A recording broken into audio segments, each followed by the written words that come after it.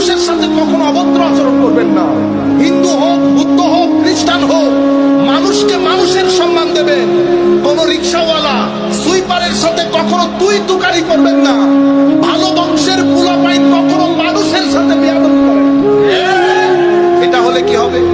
আপনার জীবন এনার্জেটিক হবে। আপনার জীবনে দুই ধরনের এনার্জি দরকার। কয় ধরনের এনার্জি?